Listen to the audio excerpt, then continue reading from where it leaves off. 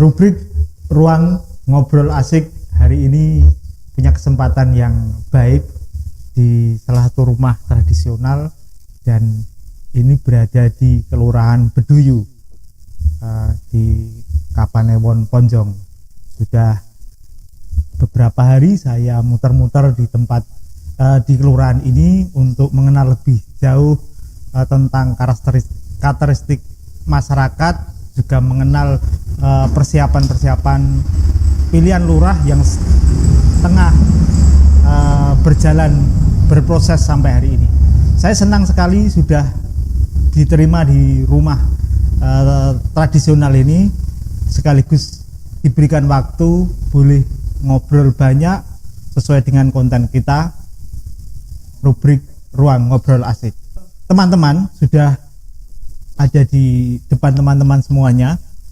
Ini adalah salah satu kandidat calon lurah, calon kepala desa Beduyu, Ponjong Gunung Kidul. Beliau adalah Pak Suranto.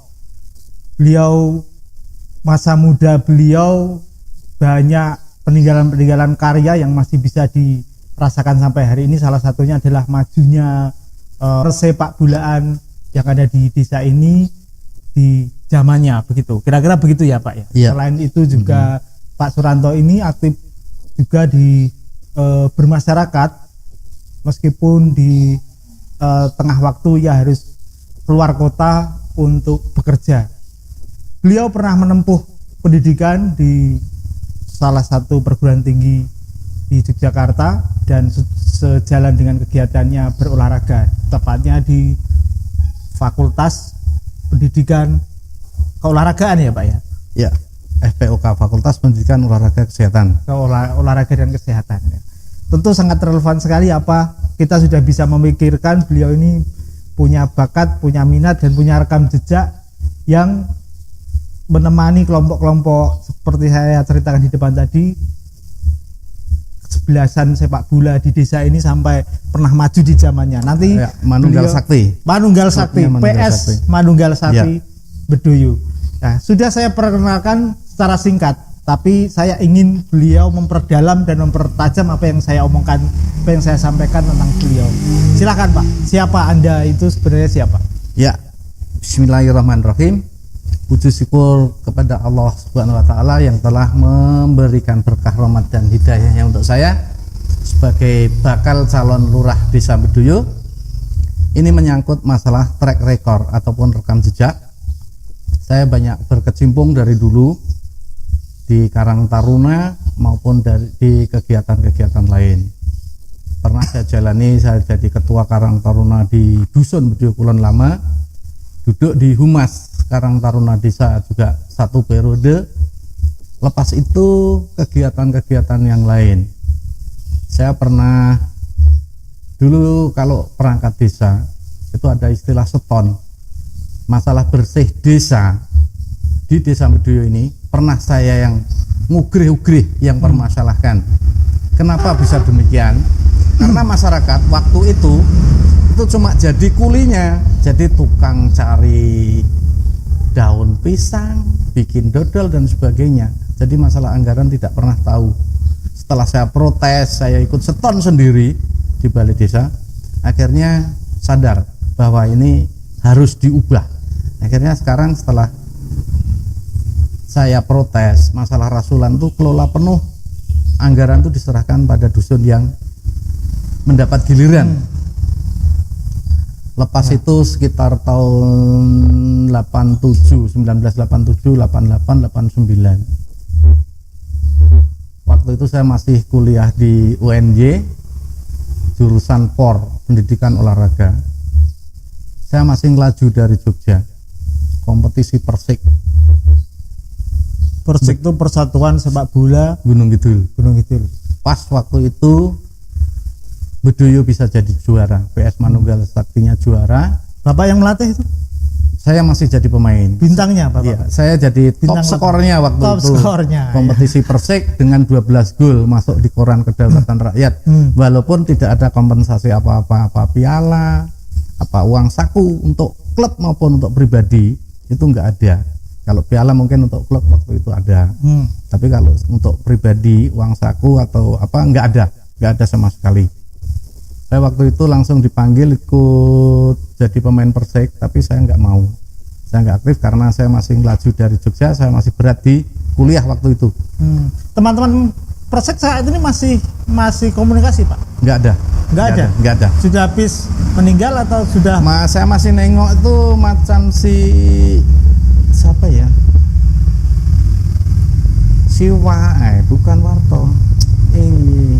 Siapa ya, lupa. Kemarin kesini ada main kesini. Sudah masuk pemain-pemain jago kapuk lah, udah masih jago habis. Kapuan ya.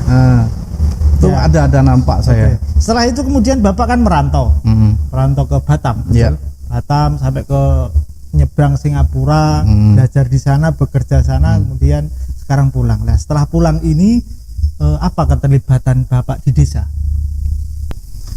Saya dalam perantauan hampir setiap hari saya telepon ke kampung halaman saya, baik untuk keluarga maupun teman-teman lama, karena saya sangat peduli, sangat mencintai desa ini. Selalu saya tanyakan, ada apa yang terjadi di desa, termasuk masalah rest area. Saya tanyakan. Nanti rest area kita ada pertanyaan sendiri. Enggak, ini kan masalah itunya, nggak usah diuraikan. Jadi gini, maksudnya gini, saya tanyakan, mereka pada mengeluh masalah proyek rest area. Jawab saya selalu gini kalau ditanya, tunggu saya pulang. Itu. Terus jadi kalau masalah keterikatan ataupun keterlibatan jadi duduk di lembaga entah RT entah apa, saya tidak ada.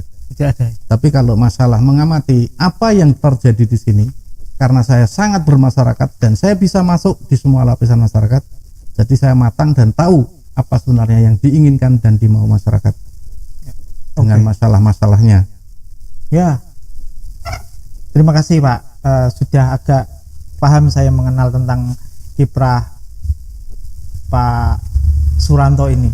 Kemudian saya ingin tahu gagasan membangun budaya itu yang hendak Bapak tawarkan apa? Artinya gini, jika nanti kemudian dipercaya masyarakat, gagasan-gagasan besar apa sih yang masyarakat sekarang harus tahu? Kalau masalah itu saya yang lebih fokus itu masalah peningkatan SDM, sumber daya manusia. Iya. Kenapa sumber daya manusia? Karena di sini masyarakatnya hampir tidak peduli, cuma gerenengan di luar masalah kualitas jadi pembangunan itu sendiri. Kalau masalah pembangunan fisik saya kira cukup. Saya lebih mementingkan untuk sektor ekonominya. Jadi macam mana masyarakat itu diberdayakan lewat dana desa atau lewat PAD. Nah, saya lebih orientasinya ke situ. Kalau masalah sarana dan prasarana saya kira sudah cukup. Saya lebih fisiknya sudah cukup. Sudah cukup. Lebih memberdayakan masyarakatnya. Yang jadi kurang untuk tersentuh meningkatkan ya? Ekonomi masyarakat. Di visi misi itu sudah ada semua itu. Bagaimana caranya itu Pak memberdayakan masyarakat itu? Caranya bagaimana? Contohnya saya ingin meningkatkan home industri itu mendapat perhatian lebih. Contohnya yang sudah jalan masalah industri krecek itu bagaimana pemerintah peduli dengan mereka, masalah pemasaran, terus pengemasan, terus mempermudah proses produksinya menggunakan alat-alat yang mungkin sudah tidak manual lagi, tapi lebih ke alat yang lebih modern. Jadi tingkat produktivitasnya lebih tinggi. Selain krecek, potensi yang lain saya ingin menyulap kayak yang di situ, yang di visi itu masalah rest area mau saya buat Pujasera. Pusat jajanan serba ada, kuliner. Sebagai jadi market dari potensi-potensi lokal tadi yang ditemukan dijual di sana. Ya, itu khusus untuk warga masyarakat Bedoyo. Kalau sana saya bangun lapak itu gratis selama 3 bulan. Kalau mereka berkembang nanti baru dikalkulasi atau dihitung. Yang penting bisa berjalan dulu. Masalah rest area. Ya. Kira-kira memang rame ya Pak? Rame karena masa depannya begitu. Masa depannya prospeknya saya bagus karena di sisi selatan Gunung Kidul itu kalau saya tengok belum ada masalah Pujasera atau bisnis kuliner. Yang ada di Peroliman Ponjong itu nyatanya juga lumayan pesat itu perkembangannya. Kita tidak menyangka bisa sampai seperti itu. Di samping itu saya siap memberikan macam briefing ataupun pembekalan. Karena basicnya saya dulu di perantauan itu rumah makan. Jadi kalau masalah masakan Jawa, Melayu, Padang saya bisa. Tapi kalau kue saya nggak bisa. Kue saya nggak bisa. Sebenarnya kalau sekarang mau bikin apapun tinggal buka HP itu semua ada. Semua ada di sana. Ya? Semua ada di situ. Pak, saya boleh dong Pak diminum biar kita monggo silahkan. Silahkan santai lebih aja. Santai begitu. Santai Bapak aja. minumnya putih memang Pak. Nggak pernah ke teh atau kopi gitu. Sekali-sekali bisa. Sekali. Hanya kalau minum teh saya agak mual, apalagi kopi. Okay. Jadi kalau kepingin saya baru minum teh. Kalau enggak air putihnya cukup ngirit. Boleh Pak, saya tahu begitu. Kiprah setelah pulang dari perantauan di sini otomatis bersinggungan dengan masyarakat, interaksi dengan desa begitu. Apa yang Anda dapatkan dengan hasil interaksi dengan desa? Tadi mendengar warga seperti ini, interaksi dengan desa kok melihat seperti ini, atau wow ini ada ini, wow ini sudah ini, kok ini belum ya? Apakah itu yang kemudian menggerakkan niat Anda untuk maju ini? Inspirasi saya untuk maju karena saya sudah 3 kali ya maju ke desa itu tidak mendapatkan apapun yang diharapkan masyarakat. Saya sudah cara ibaratkan waktu di desa, sebenarnya sini ibaratnya sungai, itu tenang itu cuma di permukaan. Jadi di arus bawahnya cukup bergejolak, masalah rest area yang saya bilang tadi, banyak gunjingan sana sini, terus macam lurahnya itu tidak bisa mendudukkan sebagai seorang leader tunggal, jadi di bawah bayang-bayang perangkat yang lain. Saya punya kabar juga, sekaligus saya mengkonfirmasi kepada Anda supaya saya tidak mendapatkan informasi yang simpang siur. Anda melaporkan beberapa nama perangkat desa ke kejaksaan? Bukan nama. Saya tidak pernah menuduh atau menghakimi seseorang. Yang saya permasalahkan adalah masalah rest area, baik dari segi perencanaan, pelaksanaan maupun pertanggungjawaban anggaran. Itu karena ada anggota BPD kebetulan kasih pembangunan, mereka tidak pernah dilibatkan dari perencanaan, pelaksanaan maupun pertanggungjawaban anggaran. Itu satu. Kapan Anda laporkan? Tanggal 11 Februari kemarin. Sudah ada tindakan? Sudah sekitar, belum ada sampai saat ini, belum ada, tapi itu masih menggantung dan saya tidak mau berhenti. Suatu saat saya lanjutkan, saya tanyakan, kalau enggak saya pindah ke institusi penegak hukum yang lain. Karena masih ada polisi, masih ada kejaksaan, ya, masih ada KPK lagi ya, tingkatannya ke yang lebih jenjang lebih tinggi pun ada. Ya. Tadi sempat dari tadi sebut rest area ini perlu. Jadi desa ini memiliki rencana pembangunan, membangun rest area itu ya, kawasan rest area. Salahnya di mana, Pak? Menurut Bapak? Masalah transparansinya, karena hak setiap warga untuk mendapatkan informasi publik termasuk APBDes sampai detik ini nggak saya dapatkan. Rapat yang ketiga, Bamuskalnya ada atau BPD-nya ada, perangkat desanya ada. Saya cuma minta fotokopi APBDes, ternyata sampai sekarang belum diberikan. Kenapa kalau alasannya? Kita tahu, alasannya apa tidak diberi? Nggak tahu, nyatanya saya juga nggak diberi alasannya. Karena mungkin desa ini tidak punya uang untuk fotokopi memberikan kepada Bapak ini mungkin. sangat tidak mungkin karena di sini sumber-sumber PAD-nya itu sangat banyak. Di samping itu sini seluruh kecamatan Ponjong PAD-nya di Bedoyo itu tertinggi di kecamatan Ponjong. Iya. Pendapatan asli desanya tertinggi ya. Kalau kita tahu APBDes-nya, jadi kita bisa tahu kenapa. Kalau anggaran kan semua disusun itu dengan anggaran. Padahal di situ ada loader Kobe yang sumbangan dari perusahaan. Itu pastinya kan sebelumnya kan dianggarkan. Terus tanah uruknya itu gratis. Waktu membelah gunung sebelah barat PD itu cuma buang ke situ, jadi nggak beli. Terus yang di belakang rumah makan Yulinar dikeruk satu hari itu rata-rata 100 rit dijual malah. Itu kemana uangnya? Harusnya ketemunya di saldo. Kemarin waktu dibacakan bolak-balik cuma saldonya 1.060.000. Harusnya kan lebih. Kalau dari kalkulasi yang ada, seharusnya saldonya itu lebih. Karena Kobe alat beratnya ini nggak bayar, terus tanah uruknya, batu kapurnya itu nggak beli, terus di situ dijual tanah uruk tuh keluar. rata-rata satu rate, tapi kok saldonya 1.060.000. Bapak teriak sendiri soal itu, mengadu sendiri. Kemarin ada 5 orang, tapi karena ada 5 orang tuh yang tidak clear, maksudnya tidak satu visi, saya langsung bilang, urusanku urusanku, urusanmu urusanmu. Saya mau maju sendiri. Saya gitu. Memang saya tegas gitu. Saya langsung bilang seperti itu. Biar ini tanggung jawab sendiri. Jadi saya tidak perlu mengajak yang lain. Waktu malam 1 tuh saya sendiri. Cuma ada teman yang nemani satu Ciman. Ciman itu ibaratnya cuma meluruskan aja. Tapi kalau masalah topik sumber tetap dari saya. Jadi dia cuma meluruskan pembicaraan saya aja. Jadi kalau masalah embel-embel tambah. Artinya di rest area itu Anda sendiri mencium ada korupsi di sana. Masyarakat itu bergejolak. Setiap orang hampir membicarakan masalah itu. Masalah korupsi tadi. Dugaan tadi ya. Dugaan. Ya. Harapan Anda terhadap penegak hukum apakah segera turun menindaklanjuti laporan? Ya seharusnya iya.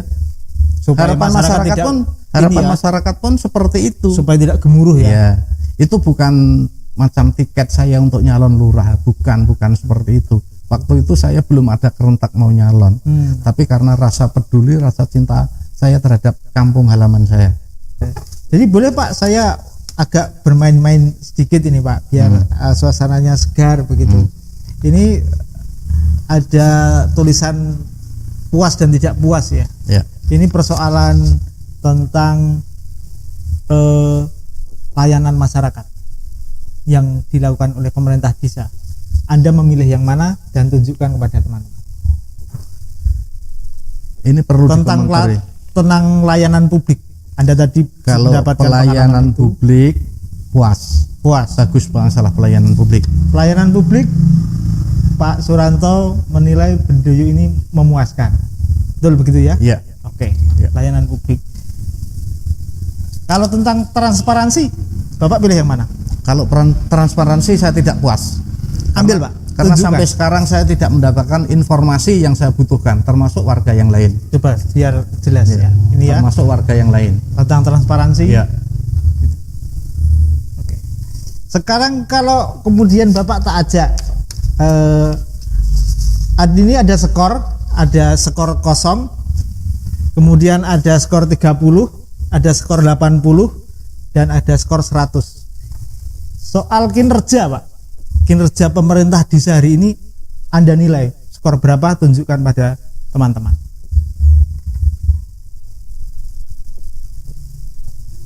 Kalau kinerjanya saya condong ke 30. Kenapa saya bilang seperti ini? Karena waktu itu saya tanyakan, jadi saling lempar. Harusnya semua unsur itu, kalau saya jadi pemimpin loh, semua unsur yang di situ tahu, tapi kalau dukuh itu nggak tahu. Saya tanyakan masalah rest area nggak tahu, malah heran kok bisa saya tahu. Nah, berarti kan miskoordinasi, tidak ada koordinasi dan semacam kucing-kucingan. Kalau saya bilang gitu aja. Kalau dukuh tahu, harusnya dukuh perangkat yang lain tuh harus tahu anggaran di rest area dan sebagainya, tahu rinciannya, tahu. Tapi wah, aku kurang ngerti kan, gitu kan lucu jadinya. Kalau saya jadi pemimpin nggak bakalan seperti itu. Harusnya intern tahu semua, rinciannya tahu semua, baru ke masyarakat. Kalau saya seperti itu. Ya, terima kasih. Apa yang ingin Anda sampaikan untuk poin 100? Apa yang sudah baik di desa Bapak yang layak, yang pantas untuk diberikan nilai 100? Masalah pelayanan. Silakan Pak. Mungkin masalah pelayanan kebutuhan masyarakat, contohnya kayak ngurus KTP, KK, akte, itu kayaknya lancar ya. Kayaknya lancar. Ada lagi? Kalau masalah sertifikat tanah, saya belum berani ngasih nilai 100. Berapa ini? Boleh dong Pak? ada skor-skor yang sertifikat tanah kan sebentar. Desa ini kan sering mendapatkan program PRONA, program nasional, sertifikat gratis dari pemerintah pusat dan sebagainya begitu. Kalau yang itu bisa saya kasih nilai 80. Kalau yang proyek PRONA, tapi kalau yang urusan person belum sampai. Tunjukkan Pak. Kalau yang ini yang PRONA, pelaksanaan PRONA di Desa Bedoyo. Pelaksanaan PRONA di Desa Bedoyo mungkin saya bisa kasih nilai 80. Tapi kalau yang urusan person misalkan balik nama dan sebagainya, karena itu kemarin ada informasi yang masih menggantung, itu saya belum bisa ngasih nilai 80, mungkin baru sekitar 50. Ada orang tadi artinya belum selesai. Belum selesai. Oke. Ya. Ya.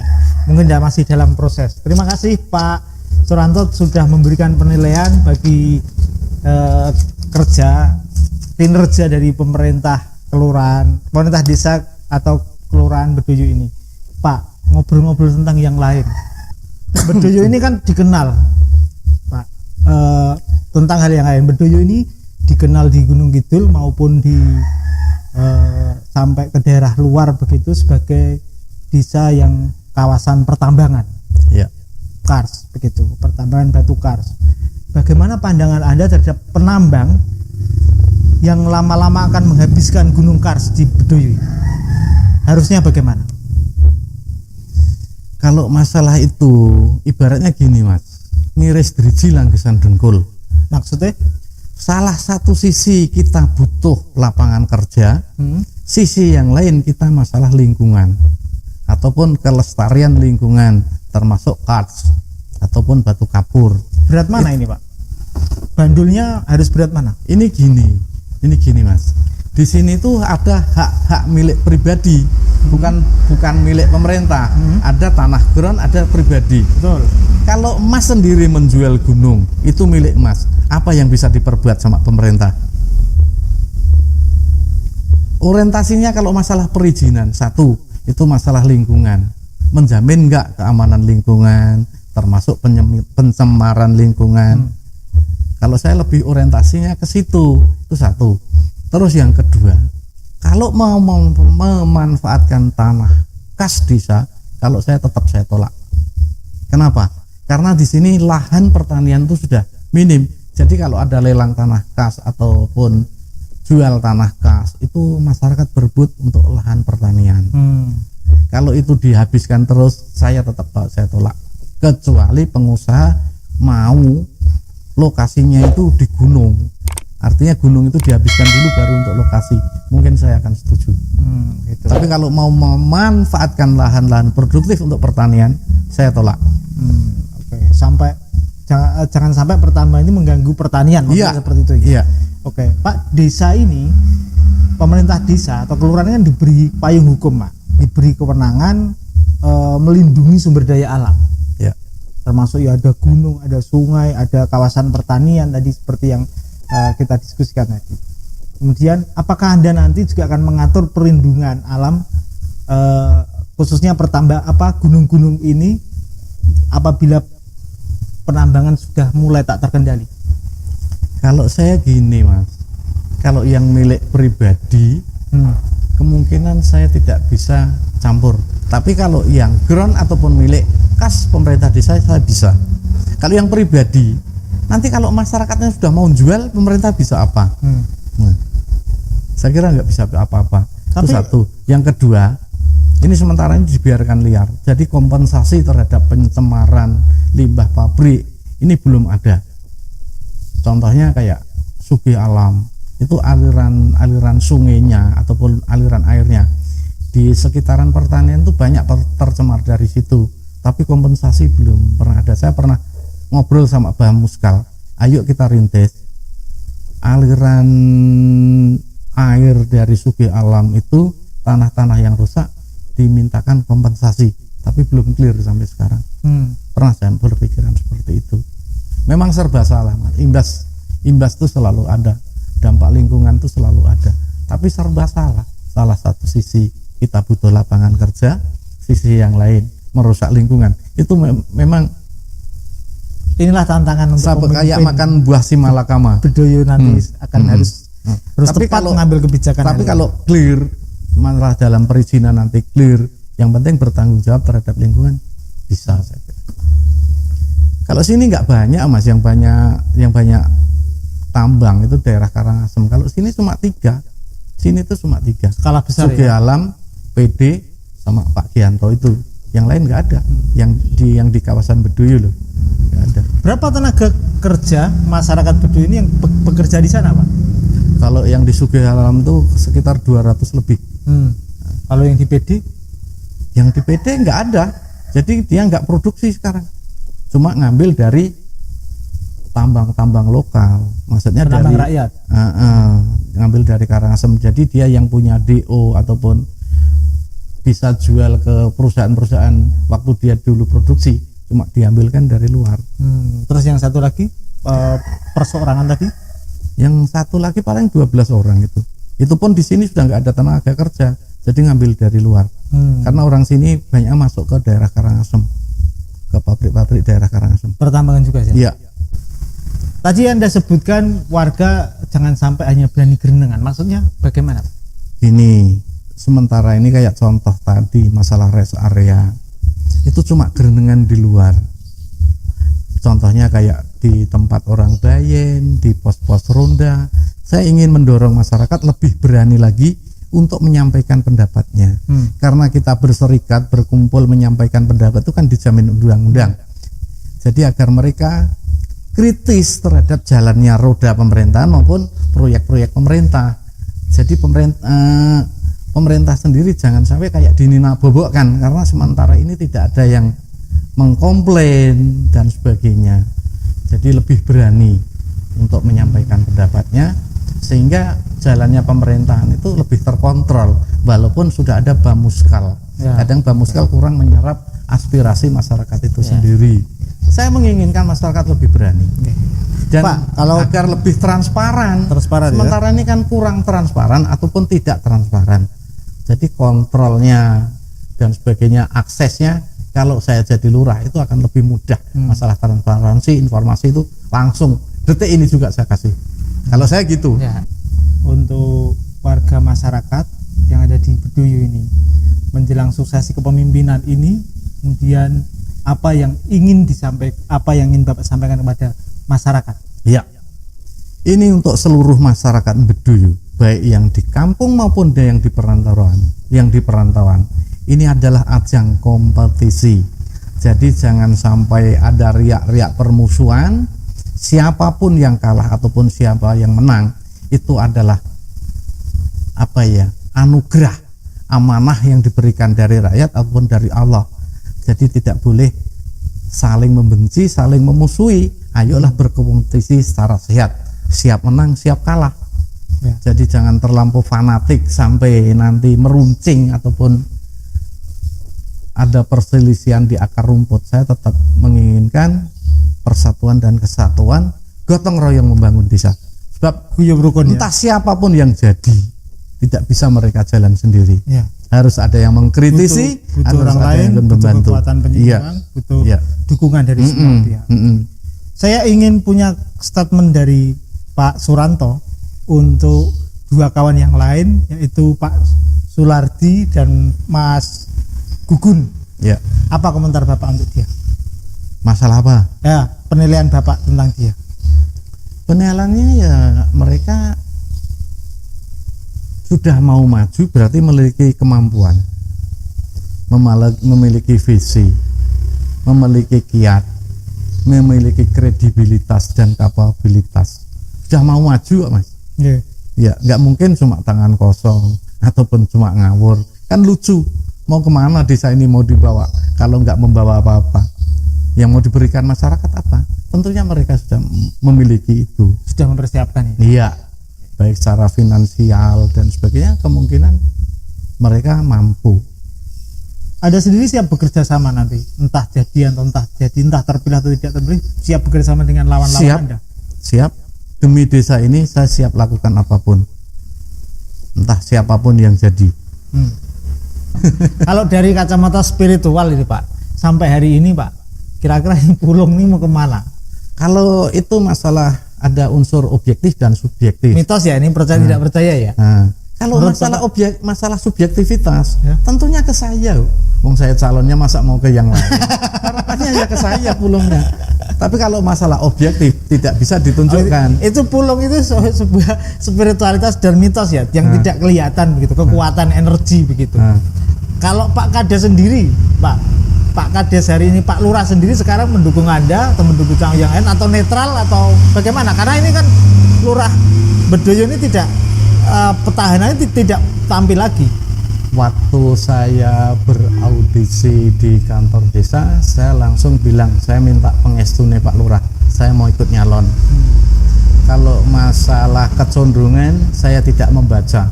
Kalau masalah kedekatan, saya dekat banget sama beliaunya karena dia adik kelas saya. Dari SD SMP itu adik kelas saya dan teman main volley tiap hari. Saya walaupun mempermasalahkan rest area atau masalah-masalah yang lain, saya tidak ada dendam pribadi atau rasa sakit hati dengan desa atau ingin memenjarakan perangkat desa ataupun perangkat desa yang lain.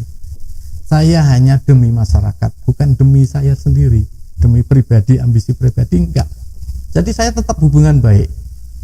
Ya mungkin kalau cerita masa lalu kedekatan saya terus teman main volley mungkin lebih condong ke saya. Kalau masalah kedekatan emosional loh. Tapi kalau batin seorang kan tidak bisa dibaca. Ya. Oke, siapapun ada 3 calon begitu, calon lurah yang ada di Bedoyo ini, semoga nanti bisa bermain dengan baik seperti halnya sepak bola ya, menjunjung tinggi fair play dan menjaga sportivitas, kira-kira seperti itu ya Pak. Ya. Insya Allah apa Pak istilah bahasa itu, istilah olahraga itu mensana in corpore sano, apa Pak? Oh itu sebenarnya cerita waktu saya masih SD atau SMP. Artinya apa dulu? Cerita 8 bulan. Mensana in corpore sano, di mana badan yang sehat itu terdapat jiwa yang sehat. Nanti teman-teman saya akan mencoba membuktikan apakah beliau itu saya betul-betul pelatih yang andal yang siap untuk maju ke Bedoyo lewat sektor bidang olahraga ini. Nanti kita ketemu di lapangan. Kita akan membuktikan apakah dia benar-benar jagoan lapangan.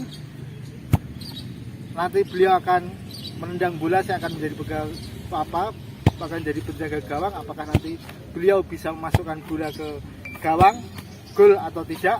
Apakah di 30 Oktober nanti beliau bisa gol menjadi lurah atau tidak? Kira-kira begitu Pak.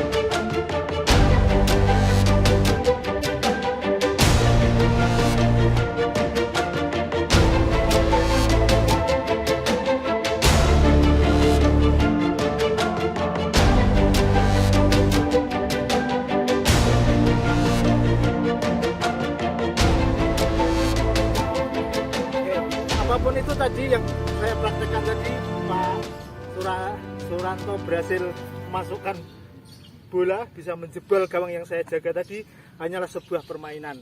Tentu setiap permainan itu ada ketegangan, ada hiruk pikuk, dan ada sedikit kegaduhan, ada hal yang biasa. Sportivitas harus dijaga dari setiap pertempuran dan termasuk pemilihan kades nanti. Kira-kira setuju begitu Bapak ya? Oh iya, harus kita menjunjung fair play, harus kita menjunjung persatuan, kesatuan, persaudaraan, tetap harus menyatu, jangan sampai ada gap ataupun ada jurang pemisah antara pendukung dan tidak mendukung.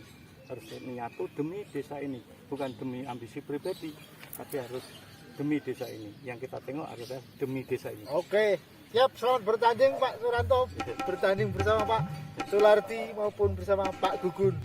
Sampai jumpa lagi.